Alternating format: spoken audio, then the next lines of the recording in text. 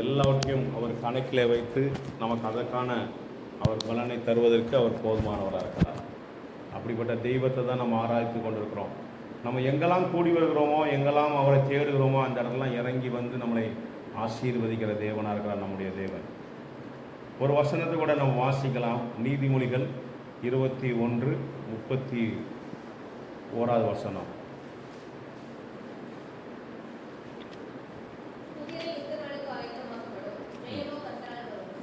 குதிரை யுத்த நாளுக்கு ஆயத்தமாக்கப்படும், ஜெயமோ கர்த்தரால் வரும். கண்களை மூடி செவிப்போம். எங்களை நேசிக்க நல்ல தகப்பனே, இந்த வார்த்தை எங்களுக்கு ஆசீர்வாத தருவீராக. இந்த வார்த்தையின் மூலமாய் நீர் எங்களோடு கூட பேசும்படியாக நாங்கள் செவிக்கிறோம். அப்பா, பேசுகிற காரியங்களை உங்களுடைய பிள்ளைகள் விளங்கிக்கொள்ளும். அடியேன் இந்த வார்த்தைக்கு பேசுகிற வார்த்தைக்கு உட்படுத்தி ஜெபிக்கிறேன். நான் அந்த வார்த்தையின்படி நடக்க எனக்கு உதவி செய்யும் திருவதால் இயேசுவின் நாமத்தை ஜெபிக்கிறோம் பிதாவே, ஆமென். குதிரை யுத்த நாளுக்கு ஆயத்தமாக்கப்படும், ஜெயமோ கர்த்தரால் வரும். நாம் செய்ய வேண்டிய காரியத்தை நாம தான் செய்ய வேண்டும். ஆனால் முடிவிலே ஜெயம் தருகிறது கர்த்தர் தான் ஜெயம் தர வேண்டும். ஏன்னா ஜெயம் என்பது அது நம்ம அங்கே இங்கும் தேடி ஓடி அலைந்து நம்ம பெற்றுக்கொள்ள முடியாது. சங்கீதம் 75 சங்கீதம் 6 வசனத்தை வாசிக்கும் போது அதில் ஒரு வார்த்தை சொல்லப்பட்டிருக்குது. 75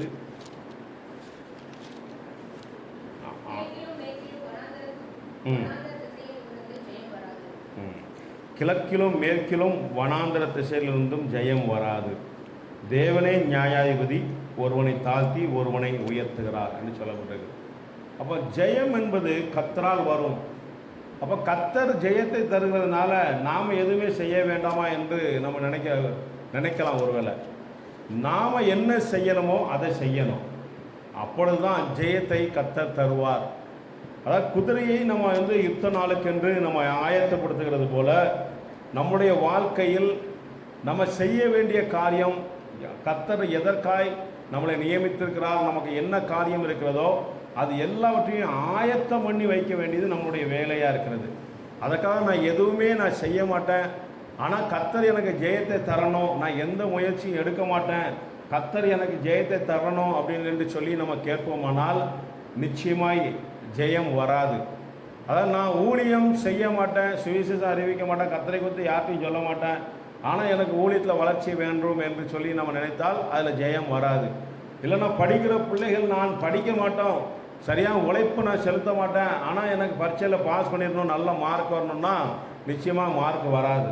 அப்போ நம்ம வேலைக்கு நம்ம எந்த விதமான முயற்சிகள் நம்ம எடுக்காமல், நம்ம உழைக்காமல் எனக்கு வருமானம் வர வேண்டும் என்று சொல்லி நம்ம எதிர்பார்த்தோமானால் நிச்சயமாய் அங்கேயும் ஒரு ஜெயம் வராது. ஏன்னா வேலை செய்கிறவன் தான் வேலை செய்யாதிருக்கவன் சாப்பிடாதிருக்க கடவன் என்று சொல்லி வசனம் இருக்கிறது. அப்போ நம்ம உழைக்க வேண்டிய காரியம், நம்ம செய்ய வேண்டிய காரியம், நாம் ஆயத்தம் பண்ண வேண்டிய காரியத்தை நாம் தான் செய்ய வேண்டும். ஆனால் ஜெயம் தருகிறது கர்த்தர் தான். நாம் உழைக்கிறதுனால, நம்ம முயற்சி எடுக்கிறதுனால எல்லாவற்றிலும் வெற்றி வந்து விடுமா, ஜெயம் வந்து விடுமா என்றால் அது வந்து விடாது. சில நேரம் உலக காரியங்கள், உலக பிரகாரமான சில காரியங்களை முயற்சி எடுக்கும் போது அது வாய்க்கும், அது உலகத்தின் காரியத்தினால வாய்க்கவும் பண்ணுவார். ஆனாலும் சில முக்கியமான காரியங்களை எல்லாவற்றையும் தேவன் நமக்கு வாய்க்க பண்ண வேண்டுமானால் நாம் கர்த்தருடைய சமூகத்தில் ஜெபித்து அதற்காக நம்ம காத்திருக்கும் போது நமக்கு நிச்சயமாய் ஆண்டவர் நமக்கு ஜெயத்தை தருவதற்கு அவர் போதுமானவராக இருக்கிறார். அப்போ நம்முடைய வழிகளை நம்ம கர்த்தருக்கென்று நம்ம ஒப்புவித்து நம்ம கர்த்தருக்காய் நம்ம காத்திருக்கும் போது நிச்சயமாக எங்கள் ஜெயம் வரும். வேதத்தில் சில இடங்களில் பார்க்கும்போது ஆண்டவர் யுத்தம் செய்யும்படி அவருடைய ஜனங்களுக்கு சொல்லுகிறார். நீ போய் யுத்தம் பண்ணுங்கள் என்று சொல்லுகிறார். தாவீதை போய் நீ யுத்தம் பண்ணுன்னு சொல்கிறார். நீ அமலேக்கியனை போய் நீ யுத்தம் பண்ணி ஜெயம் கொள்ளு, நீ அவனை கொன்று ஓடு என்று சொல்லுகிறார். ஆனால் சில இடத்துல யோசபாத்துடைய காரியங்கள் நம்ம பார்க்கும்போது நீங்கள் சும்மா இருங்கன்னு சொல்கிறார். நீ சும்மா இருப்பீர்கள், ஜெயம் யுத்தமும் இந்த ஜெயமும் கர்த்தரால் வரும் என்று சொல்லுகிறார். இந்த யுத்தம் கர்த்தருடையது, உங்களுடையது அல்ல, இது கர்த்தருடையது என்று சொல்லி அவர்களை வேறு விதமாக நடத்துகிறார். அப்போ எல்லா இடத்துலையும் ஆண்டவர் ஒரே மாதிரி நடத்துகிற தேவன் அல்ல. ஆனால் கர்த்தர் என்ன சொல்லுகிறாரோ நம்ம அதன்படி நம்ம செய்யும்போது அந்த இடத்துல நிச்சயமாக நமக்கு ஜெயத்தை தருவதற்கு அவர் போதுமானவராக இருக்கிறார். எல்லா இடத்துலையும் ஆண்டவர் ஒரே மாதிரி செய்ய மாட்டார். சில இடத்துல நீ இதில் போய் செய்யி, இதில் நீ செஞ்சாதான் உனக்கு இதில் ஜெயம் கிடைக்கும், இந்த காரியம் வாய்க்கும் என்று ஆண்டவர் சொல்லுவார். அப்போ அதன்படி நம்ம செய்யும்போது அந்த இடத்துல காரியங்களை வாய்க்க பண்ணுவார். சில நேரங்களில் சில இடங்களில் நீ இதில் ஒன்றுமே செய்யாத, நீ சும்மாரு, நீ காத்துரு, நான் உனக்கு காரியத்தை வாய்க்க பண்ணுவேன் என்று சொல்லும்போது அந்த இடத்துல நம்ம ஆண்டவர் மேல் நம்ம நம்பி விசுவாசத்தோடு காத்திருக்கும் போது அந்த இடத்துல ஆண்டவர் ஒரு ஜெயத்தை நமக்கு தருவதற்கு அவர் போதுமானவராக இருக்கிறார் என்று நம்ம பார்க்கிறோம். அப்போ ஜெயம் என்பது கர்த்தரால் நமக்கு வந்தால்தான் அந்த ஜெயத்தில் ஒரு நன்மை இருக்கும். அந்த ஜெயத்தை நம்ம முழுமையாய் சுதந்திரிக்க முடியும்.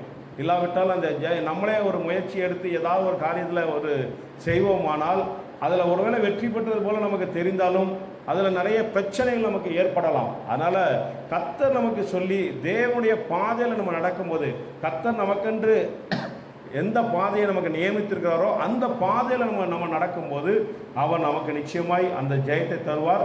அந்த ஜெயத்தில் சமாதானமும் சந்தோஷமும் இருக்கும் வழிய எந்த போராட்டமும் இருக்காது என்பதை நம்ம அறிந்து கொள்ள வேண்டும். பாருங்க, ஒரு காரியம், முதலாவது காரியத்தில் நமக்கு விசுவாசத்தால் நமக்கு ஜெயம் எடுக்கலாம். ஜெயம் எடுக்க வேண்டுமானால், நமக்கு ஜெயம் கிடைக்க வேண்டுமானால் அதில் முக்கியமாக இருக்க வேண்டியது ஒரு விசுவாசம் நமக்கு இருக்க வேண்டும். 1 யோவான் 5வது அதிகாரம் 4வது வசனம்.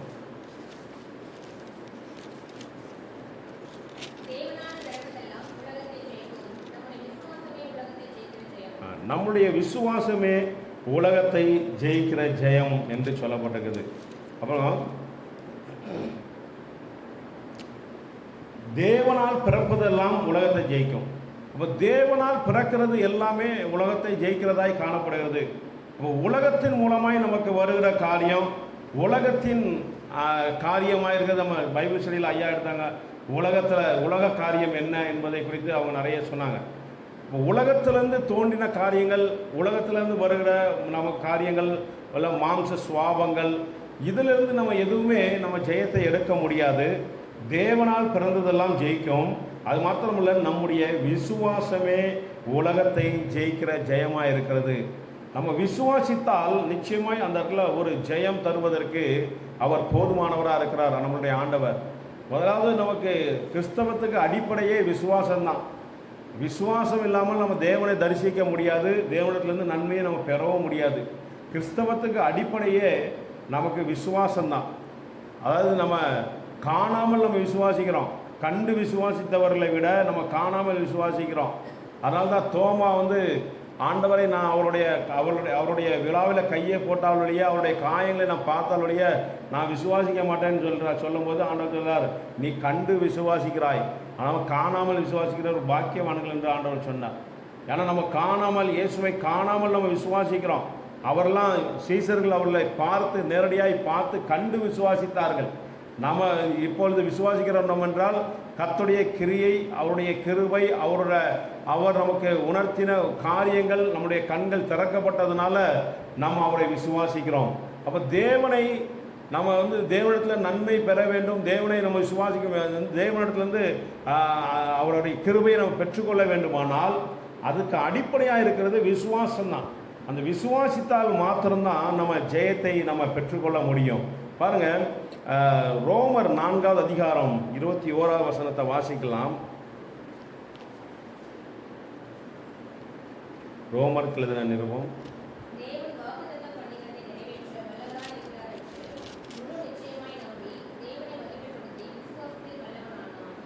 ஆபிரகாமை குறித்து இந்த இடத்துல சொல்லப்பட்டிருக்கிறது. தேவன் வாக்குத்தத்தம் பண்ணினதை நிறைவேற்ற வல்லவராக இருக்கிறார் என்று முழு நிச்சயமாய் நம்பி தேவனை மகிமைப்படுத்தி விசுவாசத்தில் வல்லவனானார். நம்ம காலையில் பிரசாத செய்தி கொடுக்கும்போது கூட ஆபிரகாமை பற்றி அவர் பேசினார். ஆபிரகாம் 75 வயதில் அவனுக்கு ஆண்டவர் வாக்குத்தத்தத்தை கொடுக்கிறார். 100வது வயதில் அவனுக்கு குழந்தை பிறக்கிறது. அதாவது நம்புவதற்கு ஏதுவல்லாத எந்த காரியமும் இல்லை.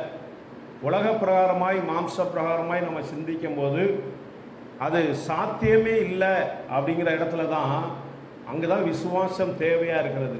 அந்த இடத்துல தான் விசுவாசம் சோதிக்கப்படுகிறது. அந்த இடத்துல ஏன்னா நம்பக்கூடிய இடத்துல இப்போ ஒரு ஆபிரகாம் ஒரு 25 வயது இல்லைன்னா ஒரு 30 வயது வாலிபனாக இருக்கும்போது அந்த வாக்குத்தத்தம் பண்ணப்பட்டு நமக்கு ஆண்டவர் நிச்சயமாக குழந்தை தருவார் என்றால் அது வந்து பெரிய விசுவாசம் அல்ல. அது உலகத்தில் இயற்கையாக எல்லாருக்கும் நடக்கக்கூடிய காரியம். அதில் விசுவாசம் அங்கே விளங்காது, சோதிக்கப்படலை. இந்த விசுவாசம் எங்கே சோதிக்கப்படுகிறது? அவருடைய சரீரம் செத்து போனதையும் அவர் அறியாமல் இருந்து 75வது வயதில் அவர் வாக்குத்தத்தம் பண்ணப்பட்டு 100வது வயதில் அவர் வந்து குழந்தையை அந்த வாக்குத்தத்தத்தின் சந்ததியை பெற்றெடுக்கிறார் என்பதுதான் பெரிய ஒரு விசுவாசம். அதுதான் விசுவாசம். அப்போ விசுவாசம் இருக்கும்போது அந்த இடத்துல ஒரு ஜெயத்தை நம்ம பெற்றுக்கொள்ள முடியும் என்பதை நாம் அறிந்து கொள்ள வேண்டும். ஆண்டவர் அதை தான் எதிர்பார்க்கிறார். நம்ம விசுவாசிக்க முடியாத ஏதுவல்லாத அந்த சூழ்நிலையில் நம்ம எப்படி நம்ம நடந்து கொள்கிறோம், எப்படி விசுவாசிக்கிறோம். எல்லாருக்கும் நடக்கிற மாதிரியான காரியம் நமக்கு நடக்கிற இடத்துல பெரிய அளவில் அங்கே விசுவாசம் சோதிக்கப்படாது. அந்த விசுவாசம் அந்த பெரிதாக எண்ணப்படாது. அது எல்லாருக்கும் நடக்கிறது தான். எல்லாருக்கும் நடக்கக்கூடிய காரியம் எல்லாருக்குமே நடக்கும். ஆனால் எது நடக்காது, எந்த இடத்துல இது வாய்ப்பே இல்லை என்று நம்ம நினைக்கிறோமோ அந்த இடத்துல கர்த்தர் மேல் நம்ம நம்பிக்கையை நம்ம காத்திருக்கிறோம் அல்லவா, அதை தான் ஆண்டவர் எதிர்பார்க்கிறார், அதை தான் விரும்புகிறார். அந்த இடத்துல விசுவாசம் சோதிக்கப்படுகிறது. அந்த இடத்துல தேவனுடைய நாமமும் மகிமைப்படுகிறது. அந்த இடத்துல தேவன் மகிமைப்படுகிறார், நம்மையும் ஆண்டவர் அந்த இடத்துல மகிமைப்படுத்துகிறார் என்று நம்ம பார்க்கிறோம். பாருங்க, ஆதியாகமம் 15வது அதிகாரம் 6வது வசனத்தில் அந்த காரியம் சொல்லப்பட்டிருக்குது.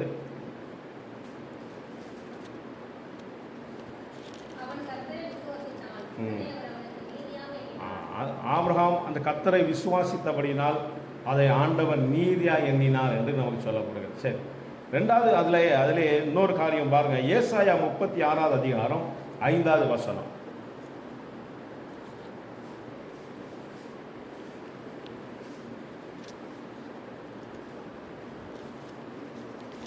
ஏசாயா 36வது அதிகாரம் 5வது வசனம்.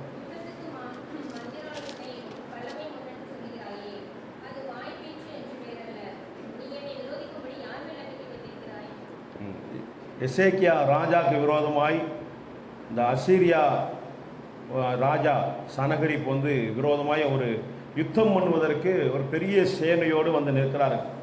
பெரிய சேனை. அவன் அசீரியா ராஜா ஒரு பெரிய சாம்ராஜ்யமாய் உருவாயிருந்தது. அப்போ இவங்களுக்கால ஒன்றுமே செய்ய முடியாது. இவங்க வந்து ஒரு சின்ன கூட்டமாக இருக்கிறார்கள். இவங்களால ஒரு பலவீனமான ஒரு ஜனக்கூட்டமாக இருக்கிறார்கள். அப்போ அவங்க விரோதமாய் ஒரு பெரிய ஒரு சாம்ராஜ்யம், ஒரு ராஜா ஒரு பெரிய கூட்டத்தோட படையோடு கூட அவங்களுக்கு எதிராக யுத்தம் பண்ண வந்திருக்கும் போது அவன் கர்த்தர் மேல் நம்பிக்கை வைத்து எசேக்கியா அந்த இடத்துல கர்த்தருடைய கிரியைக்காய் காத்திருக்கிறார்.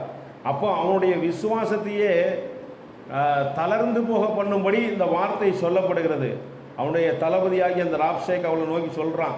அந்த வார்த்தை தான் இது. யுத்தத்துக்கு மந்திர ஆலோசனை. அதாவது அவன் வந்து கர்த்தர் மேல் நம்பிக்கையாக இருக்கிறோம் என்று அவன் அறிந்து கொண்டு சொல்கிறான். யுத்தத்துக்கு மந்திர ஆலோசனை. அதாவது புறஜாதிகள் நம்ம ஆண்டவர்கிட்ட நம்ம ஜெபிக்கிற காரியம், நம்ம ஆண்டவர்கிட்ட விண்ணப்பம் பண்ணுகிற காரியம், இல்லைன்னா ஆண்டவரை காத்த காரியம், ஜெபம் பண்ணுகிறது, வேதம் வாசிக்கிறது, கர்த்தருடைய வார்த்தையை நம்ம நம்பி இருக்கிற காரியத்தை புறஜாதிகள்கிட்ட சொல்லும் போது அவருடைய சமுதாயத்தில் என்ன நம்புகிறார்களோ அதை போல தான் நம்மளையும் நினைப்பாங்க. அவங்க எப்படி மந்திரங்கள், அவங்க அந்த பூஜைகள் இதை நம்புகிறார்களோ அதை போல தான் நம்ம ஜெபிக்கிறதையும் அவர்கள் அப்படி தான் புரிந்து கொள்வார்கள். அவங்களுக்கு அதை பற்றி தெரியாது. அதுபோல தான் இவனும் அவன் அதை புரிந்து கொள்ளாமல் இந்த எசேக்கியா ராஜா கர்த்தரிடத்தில் நான் நம்பிக்கையாக இருக்கிறோம் என்று அந்த ஜனங்கள் சொன்னதுனால அவன் சொல்லுகிறான், பாருங்க, யுத்தத்துக்கு மந்திராலோசனையும் வல்லமை உண்டென்று சொல்லுகிறாயே, அது வாய்ப்பேச்சே என்று வேற அல்ல. நீ என்னை விரோதிக்கும்படி யார் மேல் நம்பிக்கை வைத்திருக்கிறாய் என்று சொல்லுகிறான். ஏன்னா இதற்கு முன்பாக இருந்த ராஜ்யங்கள் எல்லாம் யாருமே அசீரியாவுக்கு முன்பாக நிற்க முடியவில்லை. இவன் எல்லாத்தையும் ஜெயிச்சுக்கிட்டே வரான். அப்படி நிறைய தேசத்தை ஜெயித்து கொண்டு வரான். அப்படி சூழ்நிலாம் சொல்லுறான், நீ யார் மேலே நீ நம்பிக்கை வைத்திருக்கிற? மந்திர ஆலோசனை மேலே. ஏன்னா எல்லா ராஜாக்களும் யுத்தத்துக்கு போகும்போது அவங்க தெய்வங்களை வழிபட்டு தான் அவங்க கடந்து செல்வார்கள். அவங்க தெய்வத்தை முன்னிறுத்தி தான் கடந்து செல்வாங்க. அப்போ எனக்கு இந்த சனகரிப்புக்கு முன்பாக யாருமே நிற்க முடியாமல் போயிட்டு, அவங்களுடைய மந்திர ஆலோசனை வீணாய் போயிட்டு, அந்த ராஜாக்கள்லாம் தோற்று போனார்கள். அப்போ நீ யாரை நம்பி இருக்கிற? உன்னுடைய மந்திர ஆலோசனையும் உன்னுடைய இதெல்லாம் என்னுடைய ராஜாக்கள் முன்பாய் நிற்க முடியாது என்று சொல்லி அவனுடைய விசுவாசத்தை, அந்த இஸ்ரவேல் ஜனங்களுடைய விசுவாசத்தையும் அந்த ராஜாவுடைய விசுவாசத்தையும் அற்றுப்போகும்படி நிலைகுலையும்படி இந்த வார்த்தைகளை அவன் சொல்ல பார்க்க முடிகிறது. ஆனாலும் எசேக்கியா அதையும் அவன் எந்த விதத்தில் அந்த விசுவாசத்தை அவன் விட்டுவிடலை. அவன் அந்த விசுவாசத்து மேல் அவன் கர்த்தர் மேல் உறுதியான ஒரு நம்பிக்கையை வைத்திருந்தான். அவன் மாத்திரமல்ல, ஜனங்களுக்கும் அவன் ஒரு காரியம் சொல்லியிருந்தான். அவன் என்ன பேசினாலும் நீங்கள் யாரும் மறு உத்தரவு அவங்களுக்கு சொல்ல வேண்டாம் என்று சொல்லியிருந்தான். ஏன்னா கர்த்தர் மேல் அவன் அவ்வளோ நம்பிக்கையாக இருந்தான் எசேக்கியா ராஜா. அப்போ தான் அவனுக்கு கர்த்தருடைய வார்த்தையும் வருகிறது, ஏசாயா தீர்க்கதரிசி மூலமாய் வருகிறது. அவன் அந்த செய்தியை கேட்டு அவன் தேசத்துக்கு அவன் திரும்பி போவான், நீ பயப்பட வேண்டாம் என்று சொல்லி ஏசாயா தீர்க்கதரிசி மூலமாய் ஒரு நம்பிக்கையான ஒரு வார்த்தை வருகிறது. ஆனால் கர்த்தர் என்ன சொன்னாரோ அதை வார்த்தையின்படி அப்படியே செய்தார். அவனை கைவிடலை. அவன் விசுவாசத்தை அவன் ஆண்டவர் மறுதளிக்கல. அவன் விசுவாசத்தை ஆண்டவர் அற்பமாக எண்ணலை. அதுபோல் தேவ ஜனங்கள் கர்த்தர் மேலே நம்ம நம்பிக்கையாக இருக்கும்போது நம்ம செய்ய வேண்டியதை செய்துவிட்டு நம்ம கர்த்தர் எனக்கு நிச்சயமாக இதில் ஒரு ஜெயத்தை தருவார், எனக்கு ஒரு விடுதலையை தருவார், எனக்கு இந்த இதில் காரியத்தில் எனக்கு ஆண்டவர் நிச்சயமாக கிரியை செய்வார் என்று நம்ம உறுதியான ஒரு விசுவாசத்தோடு நம்ம கர்த்தருக்கு நம்ம காத்திருக்கும் போது அவர் நிச்சயமாக கிரியை செய்வதற்கு அந்த இடத்துல ஜெயத்தை தருவதற்கு அவர் போதுமானவராக இருக்கிறார். பாருங்க, மத்தேயு 15வது அதிகாரம் 28வது வசனத்தை வாசிக்கலாம்.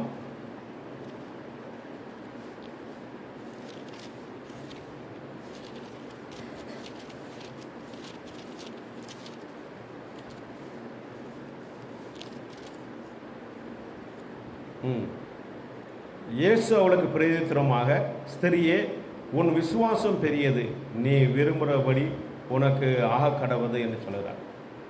இது ஒரு கானானிய ஸ்திரியை குறித்து அந்த இடத்துல சொல்லப்பட்டிருக்குது. நமக்கு பல தடவை நம்ம பேசியிருக்கோம், தெரியும். ஆனாலும் இவளுடைய விசுவாசத்தை பற்றி நம்ம பேசாமல் இருக்க முடியாது. ஒரு புறஜாதியாகிய ஒரு ஸ்திரீ இயேசுவை பற்றி கேள்விப்பட்டு அவருடைய பிள்ளைக்கு சுகமாகும்படி அவள் ஆண்டவர்கிட்ட கேட்கிறார். கேட்கும்போது ஆண்டவர் சொன்ன வார்த்தை அது கொஞ்சம் கடினமாக சொன்னது போல ஒரு தெரியலாம். ஆனால் பாருங்கள், பிள்ளைகளின் அப்பத்தை நாய்க்குட்டிகளுக்கு போடுவது நல்லதல்ல என்றார் ஆண்டவர். 26வது வசனத்தை வாசிக்கும் போது அவள் ஆண்டவரை பணிந்து கொண்டு அவள் உதவி செய்யும்படி கேட்கிறாள். 25 வாசிக்கும் போது அவள் ஆண்டவரே எனக்கு உதவி செய்யும் என்று அவரை பணிந்து கொண்டால் அவர் அவளை நோக்கி, பிள்ளைகளின் அப்பத்தை எடுத்து நாய்க்குட்டிகளுக்கு போடுகிறது நல்லதல்ல என்றார். அதற்கு அவள், மெய்தான் ஆண்டவரே, ஆகிலும் நாய்க்குட்டிகள் தாங்கள் எஜமானின் மேஜையிலிருந்து விழும் துணிக்கைகளை தின்னுமே என்றாள் என்று சொல்கிறார். பாருங்க, ஆண்டவர்கிட்ட அவள் உடனே ஆண்டவர் இப்படி சொன்ன உடனே இவர் இப்படி சொல்லிட்டாரே என்று வருத்தப்பட்டுட்டு போகலை. ஏன்னா அவளுக்கு ஒரு நன்மை தேவையாக இருக்கிறது. அந்த நன்மையை அவர் செய்வதற்கு இவர் போதுமானவர், இவர் வல்லமை உள்ளவர் என்பதையும் அவள் அறிந்திருந்தாள். ஏன்னா இயேசு கிறிஸ்து அற்புதம் செய்கிறதை அந்த ஜனங்கள் அவர் பின்னாடி கடந்து போகிறதை அவர் நிறைய கேள்விப்பட்டு தான் வந்திருக்கிறார். இப்போ அவளுக்கு அந்த அற்புதம் கிடைக்கல, அவர் உனக்கு கொடுக்க முடியாது என்று சொன்னாலும் அவள் மனம் தளரலை. அந்த இடத்துல கொஞ்சம் கூட அவள் அதை பற்றி வருத்தமும் படலை. ஆண்டவர் சொன்னது நிமித்தம் இப்படி சொல்லிட்டாரே அப்படின்னு சொல்லி வருத்தப்பட்டும் போகலை. கடைசி வரைக்கும் நின்று சாதிக்கிறார். எனக்கு சரி, பிள்ளைகளுடைய அந்த மேஜையில் தின்னு விழுகிற அந்த துணிக்கைகளையாவது தின்னும்ல நாய்க்குட்டிகள், அதையாவது எங்களுக்கு செய்யும்னு சொல்லி அவள் ரொம்ப வருந்தி பணிந்து கேட்டுக்கொண்டதுனால அந்த இடத்துல பாருங்கள், அந்த ஆண்டவருக்கே ஆச்சரியமாக இருக்கிறது. ஸ்திரியே, உன் விசுவாசம் பெரியது, நீ விரும்புகிறபடி உனக்கு ஆக கடவுது. அந்நேரமே அவள் மகள் ஆரோக்கியமானாள் என்று சொல்லப்படுகிறது. உன் விசுவாசம் பெரியது உனக்கு அப்படின்னு சொல்லி அவரை மெச்சிக்கொள்கிற அளவுக்கு அவருடைய விசுவாசம் இருந்தது. ஏன்னா இஸ்ரவேல்லையே அவரை ஆண்டவரை இயேசு கிறிஸ்துவை அவர் பின்னாடி அற்புதத்தை பார்த்து கொண்டு பின்னாடியே போகிற ஜனங்களே அநேக ஜனங்கள் அவரை நம்பாமல் இருந்தார்கள். ஆனால் ஒரு கானானிய ஸ்திரீ அவரை குறித்து கேள்விப்பட்டு அவள் தன்னுடைய மகளுக்காய் அவர் விண்ணப்பம் பண்ணும்போது அவ்வளோ ஒரு வைராக்கியமாய், பக்தி வைராக்கியமாய், எப்படியாவது ஆண்டவர்கிட்ட இன்றைக்கி நன்மையை நான் பெற்றுக்கொண்டு தான் ஆகவே அவரால் செய்ய முடியும் என்று விசுவாசத்தோடு அவரை கேட்டபடினால் ஆண்டவர் ஆச்சரியப்படுத அளவுக்கு அவள் நடந்து கொண்டாள் என்று நம்ம பார்க்குறோம்.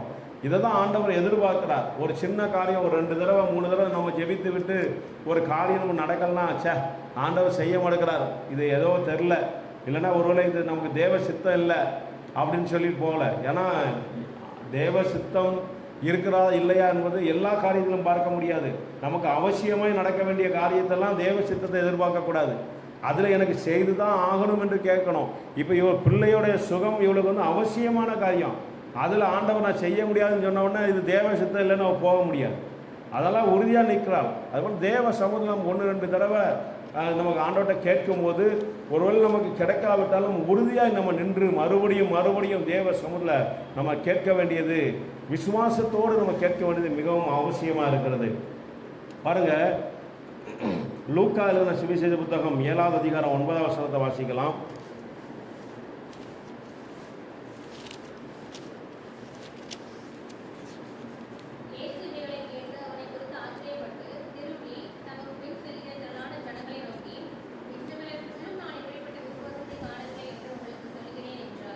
ஒரு மனுஷன் 100க்கு அதிபதி, ஒரு மனுஷன் அவனுடைய வேலைக்காரனுக்காக அவர் சமூகத்தில் வந்து குணமாக்கும்படி வந்து கேட்கிறார்.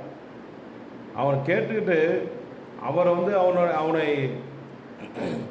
போய் சுகமாக்கும்படி போகும்போது வழியில் அவர் வேலைக்காரனை அனுப்பி, அவர் என் வீட்டுக்கு வருவதற்கு நான் பாத்திரம் அல்ல, அவர் ஒரு வார்த்தை மட்டும் சொன்னால் போதும், வேலைக்காரன் சுத்தமாயிருவான் அப்படின்னு சொல்லி அவரை வருத்தப்படுத்த வேண்டாம் என்று சொல்லி அனுப்புகிறார். அப்போ பாருங்கள், இயேசு இவைகளை கேட்டு அவனை குறித்து ஆச்சரியப்பட்டு திரும்பி தமக்கு பின் செல்லுகிற திரளான ஜனங்களை நோக்கி, இஸ்ரவேலுக்குள்ளும் நான் இப்படிப்பட்ட விசுவாசத்தை நான் காணவில்லை என்று ஆண்டவர் சொல்கிறார். 100க்கு அதிபதி, அவனும் ஒரு புறஜாதியான மனுஷன்தான்.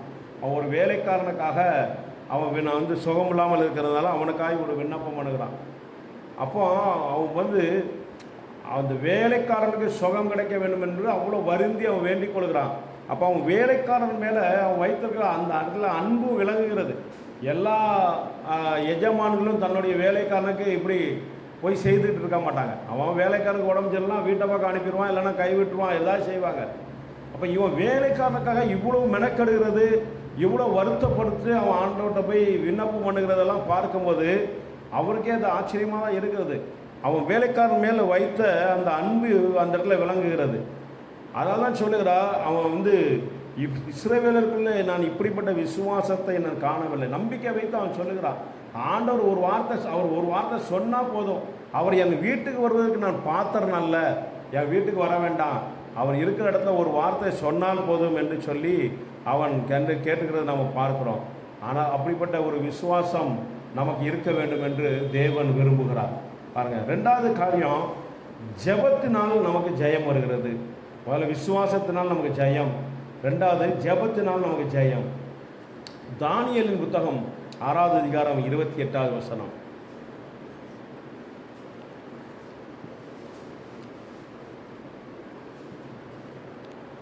தானியேல் 6:28.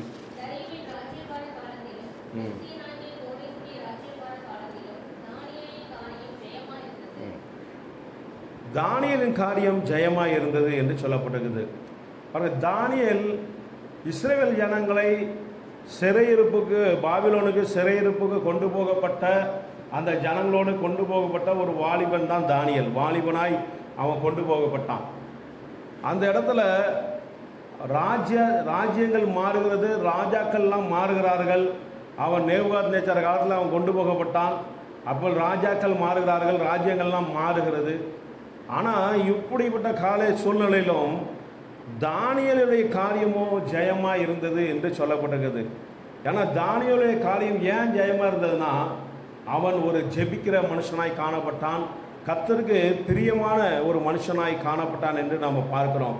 மேலே 27வது வசனத்தை வாசிக்கும் போது, தானியேலை சிங்கங்களின் கைக்கு தப்புவித்த அவரே தப்புவிக்கிறவரும் ரட்சிக்கிறவரும் வானத்திலும் பூமியில் அடையாளங்களை அற்புதங்களையும் செய்கிறவருமாய் இருக்கிறவர் என்று எழுதினார். தானியேலுடைய காரியம் ஏன்னா, தானியேலை குறித்து சொல்லும்போது அவன் ஒன்று இடைவிடாமல் அவன் அந்த ஆராதித்தான் என்று சொல்லப்பட்டிருக்குது. இன்னொரு இடத்துல சொல்லப்பட்டிருக்குது, அவன் 3 வேளையும் அவன் ஜெபம் பண்ணினான் என்று சொல்லப்பட்டிருக்குது. 6:10 எடுத்து வாசிக்கலாம். 6வது அதிகாரம் 10வது வசனம்.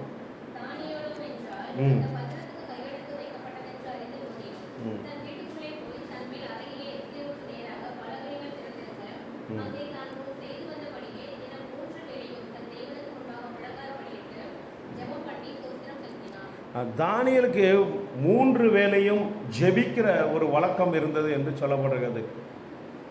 இப்போ தானியேல் அதை போலயே அவன் சூழ்நிலைகளை எதையுமே அவன் பார்க்கலை, எந்த பிரச்சனையும் அவன் பார்க்கலை. அவன் எப்பொழுதும் எந்த சூழ்நிலை இருந்தாலும் சரி, எந்த ராஜ்யபாரம் இருந்தாலும் சரி, எந்த ராஜா அரசாண்டாலும் சரி, அதை பற்றி அவன் கலங்கவே இல்லை, கவலைப்படவும் தேவையில்லை. நம்ம எப்பொழுதுமே சூழ்நிலையை பார்த்து நம்ம ஜெபிக்கிறவர்களாய் கர்த்தரை தேடுவர்களாய் காணப்படக்கூடாது. யார் ஆண்டாலும் சரி, நம்ம எந்த சூழ்நிலை இருந்தாலும் சரி, எப்படி இருந்தாலும் சரி, நமக்கும் கர்த்தருக்கும் உள்ள உறவுல மாத்திரம் எந்த மாற்றமும் வைக்கக்கூடாது.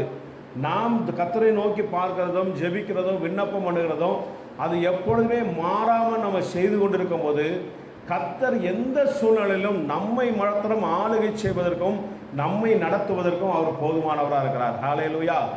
எந்த சூழ்நிலையிலும் அவர் நம்மை நடத்துவதற்கு அவர் போதுமானவர். நம்ம எந்த ராஜ்யம் வந்தாலும் சரி, எந்த அரசாங்கம் வந்தாலும் சரி, எந்த சூழ்நிலையாக இருந்தாலும் சரி, அதை பற்றி நம்ம கலங்கவோ பயப்பட தேவையில்லை. இப்போ தானியேல் அப்படி தான் இருந்தார். இப்போ இந்த பத்திரம் அவருக்கு விரோதமாக தான் எழுதப்பட்டது, அவருக்கு விரோதமாக தான் கையெழுத்து வைக்கப்பட்டது என்று நம்ம பார்க்குறோம். ஆனாலும் அதை பற்றி கொஞ்சம் கூட அவர் கவலையும் படலை, கலக்கம் படலை. இவன் ராஜாவை தவிர வேறு யாரையும் பணிந்து கொண்டாலும் அவன் கொலை செய்யப்பட வேண்டும் என்று சொல்லி அவன் ஒரு பத்திரத்தை எழுதுகிறான், ஒரு தீர்மானம் போடுறாங்க. அது தானியேலுக்கு சொல்லப்படுகிறது. அந்த பத்திரத்துக்கு கையெழுத்து வைக்கப்பட்டது என்று அறிந்த போதிலும் தன் வீட்டுக்குள்ளே போய் தன் மேல் வீட்டு அறையில் எருசலேமுக்கு நேராக படங்களை தந்து அவன் தான் செய்த வழக்கத்தின்படியே 3 வேளையும் அவன் ஜெபித்தான் என்று நம்ம பார்க்கிறோம். நம்ம பாருங்க, தானியேல் எந்த சூழலிலும் அவன் ஜெபிக்கிறவனாய் காணப்பட்டபடினால் அவனுடைய காரியம் எந்த ராஜாக்கள் காலத்திலும் அவனுடைய காரியம் ஜெயமாக இருந்தது என்று நம்ம பார்க்குறோம். கோரேஷோடைய காரிய காலத்தில், தரியு காலத்தில், அப்புறம் நேபுகாத்நேச்சாரோடைய காலத்தில், எல்லாம் அவங்க காலத்தில் பாருங்கள் அவனுடைய காரியங்கள் எல்லாம் ஜெயமாக இருந்தது என்று நாம் பார்க்குறோம். ராஜ்யங்கள் மாறுகிறது. பாபிலோன் ராஜா, அப்புறம் கோரேஷோடைய காலத்தில் மேதிய பெர்சிய ராஜ்யம் வருகிறது. பாபிலோன் ராஜாலாம் அந்த ராஜ்யம் முடிஞ்சு மேதிய பெர்சிய ராஜ்யம் வருகிறது. எந்த ராஜாக்கள் வந்தாலும் சரி, அதை பற்றிலாம் கவலையே படலை.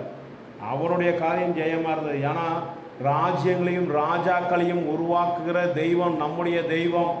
அவர் தான் சகலத்தையும் உண்டாக்கி சகலத்தையும் ஆளுகை செய்கிற தேவன். அதனால் நம்ம எந்த சூழ்நிலையும் பார்த்து நம்ம கலங்க பயப்பட, எந்த ராஜாக்களும் அதிகார வர்க்கங்களையும் பார்த்து நம்ம பயப்படவோ கலங்கவோ நம்ம தேவையில்லை. எந்த சூழ்நிலையில் நம்ம கர்த்தரை ஆராதிக்கும் போது அவர் நம்மை பாதுகாப்பதற்கும் எந்த சூழ்நிலையை நம்மளை நடத்துவதற்கும் அவர் போதுமானவராக இருக்கிறார். அதனால் நம்ம ஜெபிக்கிறவர்களாய் நம்ம காணப்படும் போது நம்முடைய காரியம் நிச்சயமாய் ஜெயமாய் இருக்கும். ஹல்லேலூயா. மத்தேயு 17வது அதிகாரம் 21வது வசனத்தை வாசிக்கும் போது, இந்த ஜாதி பிசாசுகள் ஜெபத்தினாலும் உபவாசத்தினாலும் இன்றி போகாது என்று வரும்.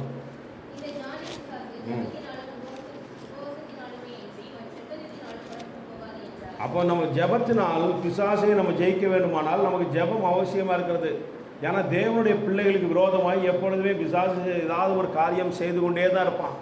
மனுஷரை தூண்டி விடுவான், இல்லைன்னா வேறு ஏதாவது பலவீனங்களை கொண்டு வருவான், போராட்டங்களை கொண்டு வருவான், ஏதாவது ஒரு காரியங்களை அவனுக்கு நம்ம தேவ பிள்ளைகளுக்கு விரோதமாக அவன் செய்து கொண்டே தான் இருப்பான். ஏன்னா நமக்கு விரோதமாக இருப்பவன் பிசாசு ஒருவன் தான். எந்த மனுஷன் நமக்கு எதிராக தூண்டி விடுவான், நம்முடைய சமாதானத்தை கெடுக்கும்படி, நமக்கு மன உளைச்சல் உண்டாக்கும்படி ஏதாவது ஒன்று செய்து கொண்டே இருப்பான். இப்போ இந்த வகை பிசாசுகள், ஜாதி பிசாசுகள் ஜெபத்தினாலும் உபவாசத்தினாலும் அன்றி வேறு 2 நாளும் போகாது என்று சொல்கிறார். அப்போ நம்ம ஜெபிக்கும் போது நம்ம பிசாசுகளையும் நம்ம ஜெயம் எடுக்க முடியும் என்பதை நாம் அறிந்து கொள்ள வேண்டும். பாருங்கள், லூக்கா 18வது அதிகாரம் 7வது வசனத்தை வாசிக்கலாம். 18:7.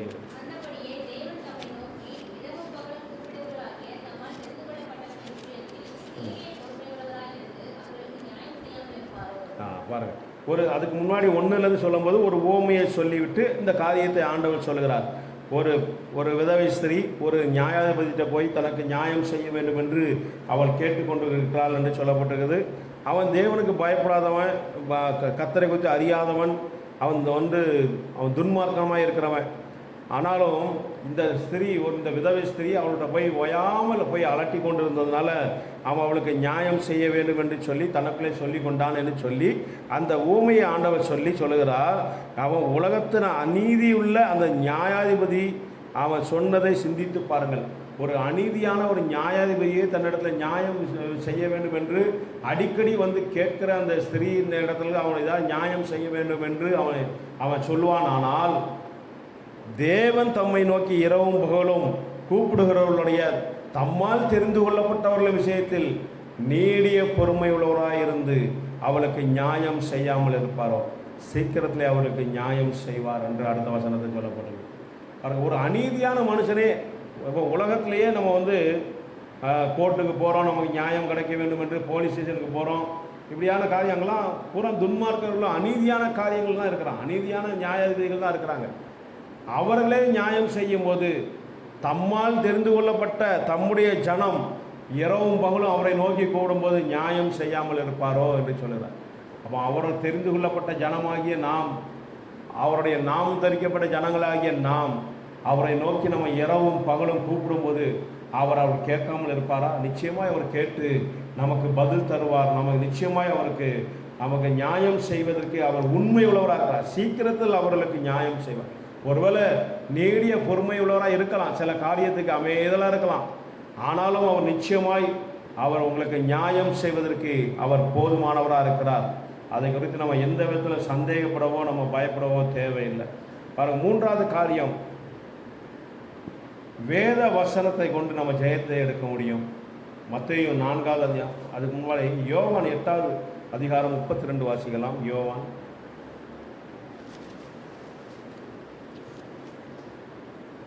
சத்தியத்தையும் அறிவீர்கள், சத்தியம் உங்களை விடுதலையாக்கும் என்று சொல்லப்படுகிறது. மத்தேயு 4:4 வாசிக்கலாம்.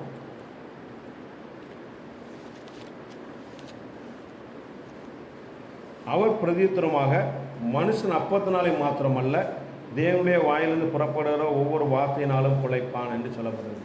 இப்போ தேவ வசனம், கர்த்தருடைய வசனம் நமக்கு ஒரு விடுதலையை தருகிறதாய் காணப்படுகிறது. சில நேரங்களில் நம்ம ஏதாவது ஒரு காரியத்தில் கட்டப்பட்டவர்களாய் நம்ம காணப்படலாம், விடுதலை இல்லாத ஒரு சூழ்நிலையில் நம்ம இருக்கலாம். அப்போ அப்படிப்பட்ட சூழ்நிலையில் கர்த்தருடைய வசனம் தான் நம்மளை விடுதலையாக்குகிறதாய் காணப்படுகிறது. அந்த இடத்துல வசனம் தான் நமக்கு ஜெயத்தை தருகிறதாய் காணப்படுகிறது. பாருங்க, 1 யோவான் 2வது அதிகாரம் 14வது வசனத்தை வாசிக்கலாம்.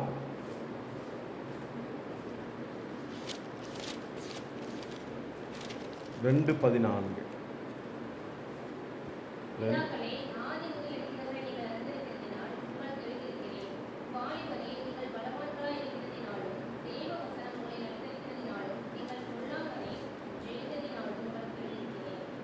வேத வசனங்களில் நிலைத்திருக்கிறதுனாலும் நீங்கள் பொல்லாங்கனை ஜெயித்ததினாலும் உங்களுக்கு எழுதியிருக்கிறேன் என்று சொல்கிறார். பாருங்கள், அப்போ வேத வசனத்தில் நம்ம நிலைத்திருக்கிறதுனால நம்ம பொல்லாங்கனை நம்ம ஜெயிக்க முடியும். நம்ம வேத வசனத்தில் நம்ம நிலைத்திருக்கிறதுனால உலகத்தை நம்ம ஜெயிக்க முடியும். வேத வசனத்தில் நம்ம நிலைத்து இருக்கிறதுனால நமக்கு எதிராய் வருகிற எந்த ஒரு காரியமாக இருந்தாலும் அதில் நம்ம ஜெயத்தை நம்ம எடுக்க முடியும் என்பதை நம்ம மறந்து விடக்கூடாது. ஏன்னா வேத வசனம் தான் நம்மளை பாதுகாக்கிறதாய் காணப்படுகிறது. யோசேப்புக்கு அவனுக்கு பாவம் செய்யக்கூடிய சூழ்நிலை வந்தபோது அந்த கர்த்தருடைய வசனம் தான் அவனுக்கு பாதுகாக்கப்பட்டது என்று சொல்லி நம்ம அறிந்து கொள்ள முடியும். அப்போ வசனங்கள் இல்லை, வேதம் இல்லை, ஆனாலும் அவருக்கு அந்த உணர்வு இருந்தது. கர்த்தருக்கு விரோதமாய் நான் எப்படி பாவம் செய்வேன் என்ற அந்த உணர்வு இருந்தது. ஆனால் அப்போ அந்த மனசாட்சியின் காலமாக இருந்தது. அதனால் கர்த்தருக்கு விரோதமாக எப்படி நான் பாவம் செய்வேன் என்று சொல்லி அவர் அந்த சொல்லுகிற அந்த வார்த்தையை பார்க்க முடிகிறது. அப்போ கர்த்தருடைய வசனம் தான் நமக்கு ஜெயத்தை, அநேக சூழலிலிருந்து ஜெயத்தையும் நமக்கு விடுதலையும் நமக்கு கொண்டு வருகிறதாய் காணப்படுகிறது. வெளிப்படுத்தல் 12வது அதிகாரம் 11வது வசனத்தை வாசிக்கலாம்.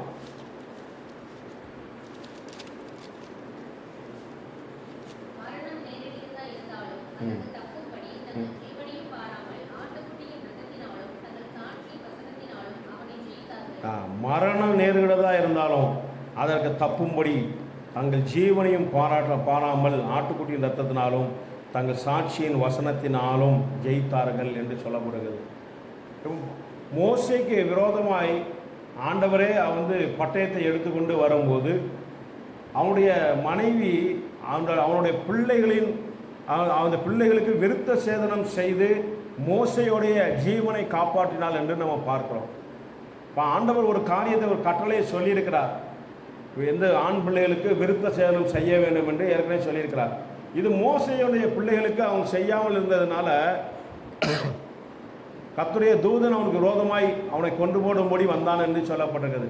அப்போ அந்த இடத்துல காப்பாற்றினது அவள் அந்த வசனத்துக்கு கீழ்ப்படிந்தபடினால், அந்த கட்டளைக்கு அவள் கீழ்ப்படிந்தபடினால் உடனே அவளுக்கு ஞாபகம் வருது, ஆண்டவர் சொன்ன இந்த கட்டளை நம்ம செய்யாமல் இருக்கிறோம், அதனால தான் ஆண்டவர் மோசேக்கு விரோதமாய் வந்து விட்டார் என்று உடனே அவளுக்கு தெரிந்து உடனே அவள் அந்த பிள்ளைகளுக்கு விருத்த சேதனம் செய்து அவன் மோசையுடைய ஜீவனை காப்பாற்றினாள் என்று நம்ம பார்க்கிறோம். அதுபோல் நம்மளுடைய சில நேரங்கள் நமக்கு விரோதமாய் சில காரியங்கள் வரும்போது, நமக்கு எதிரான சூழ்நிலை வரும்போது, அந்த சூழ்நிலையிலிருந்து நம்ம ஜெயத்தை பெறுவது கர்த்தருடைய வசனம் தான் நமக்கு ஜெயத்தை தரும். கர்த்தருடைய வார்த்தை நமக்கு இப்படியா இருக்கிறது, தேவனுடைய வார்த்தை எனக்கு இப்படியா இருக்கிறது, ஆண்டவரே நீர் எனக்கு இப்படிப்பட்ட வாக்கு தத்தங்களை நீர் எனக்கு செய்திருக்கிறீர், அதனால் எனக்கு ஆனால் சூழ்நிலைகள் எல்லாம் எனக்கு எதிராக இப்படிப்பட்ட சூழ்நிலை இருக்கிறது, ஆனால் இந்த சூழ்நிலை நிச்சயமாக என்னை ஜெயம் கொள்ள முடியாது, ஏன்னா கர்த்தருடைய வார்த்தை இப்படி இருக்கிறது என்பதை நம்ம அந்த வார்த்தையை சொல்லும்போது அந்த சூழ்நிலை நம்ம விட்டு விலகி போகும், அந்த வார்த்தை நம்மை காப்பாற்றும். கர்த்தருடைய வார்த்தை நமக்கு ஜீவனோடு கூட நம்மளை காப்பாற்றக்கூடியதாய் காணப்படுகிறதுன்னு பார்க்குறோம். பவுல் அப்போஸ்தலன் கடல் பிரயாணத்தில் போகும்போது அவருக்கு அந்த கடலில் ஒரு புயல் காற்று வந்து அந்த படகெல்லாம் உடைந்த போது அவர் சொன்ன வார்த்தைகள் தான், ஏன்னா கப்பர் சேதமின்றி பொருட்சேதமின்றி உயிர் சேதம் ஒன்றும் வராது என்று சொல்கிறார்.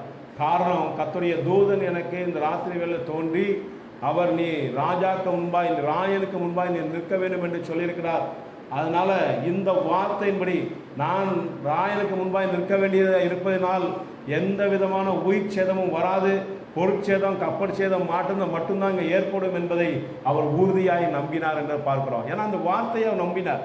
அதுபோல் கர்த்தருடைய வார்த்தை நம்ம நம்பும்போது, அந்த வார்த்தையே மேல் நம்ம விசுவாசத்தோடு நம்ம இருக்கும்போது அந்த வார்த்தையை நம்மளை அநேக நேரங்களில் தப்பு வைக்கிறதாய் பிரச்சனைகளுக்கு நம்மளை விலக்கி காத்துக்கொள்ளும். நம்ம சில நேரங்களில் ஏதாவது தவறான முடிவு எடுக்கும்போது கர்த்தருடைய வார்த்தை நமக்கு ஞாபகம் வரும்.